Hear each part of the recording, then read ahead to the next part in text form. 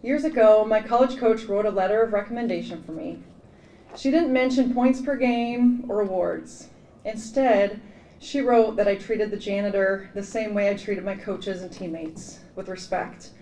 Today, years later, that sentiment means more to me than any win or highlight reel. I credit my parents for that. They raised me with the kind of values that don't just show up in locker rooms, but in how you treat people when no one's watching. To my parents, thank you. That foundation shaped who I became far beyond the court. And yet for a long time, so much of who I was still felt tied to the game.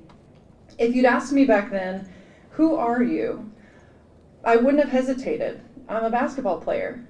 It was my identity, my drive, my comfort zone.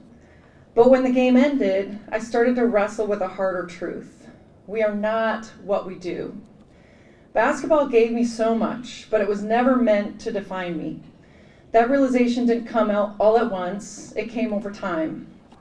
And sometimes it takes life not going our way to really see the bigger picture. In my senior year of college, just a few games before the end of the season, I fractured my fibula, and I missed the final 2 regular season games, including senior night. I tried to come back for playoffs, but I couldn't quite move the same. At that point, I was averaging just under 20 points a game, and I ended my career 16 points shy of the all-time scoring record at Ferris. I may have played it off, but I was definitely disappointed. I remember a conversation I had with my dad around that time, and without missing a beat, he said, "Should have drank more milk." A classic response from the dairy farmer whose daughter, me, hated milk from day one. But in hindsight, that moment taught me something big. Even when you give everything, life doesn't always follow your plan. And in those moments, you have to ask, what's really holding me up? Who am I really when the jersey comes off?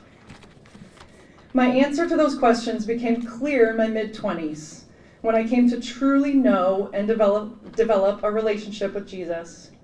The things that once fueled me, achievements, accolades, recognition, started to take a back seat.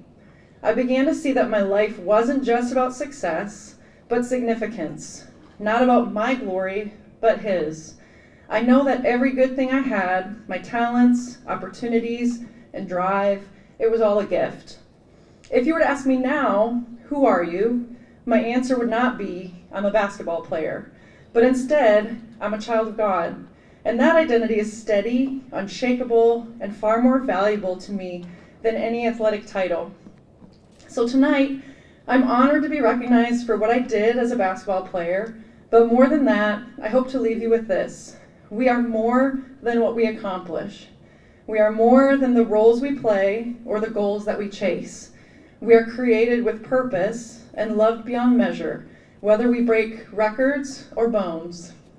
I want to extend my deepest thanks to those who contributed to my athletic and life pursuits, my parents, family members, coaches, teammates, fans, friends, and my husband. Thank you all for this incredible honor. I'm truly grateful. Thank you.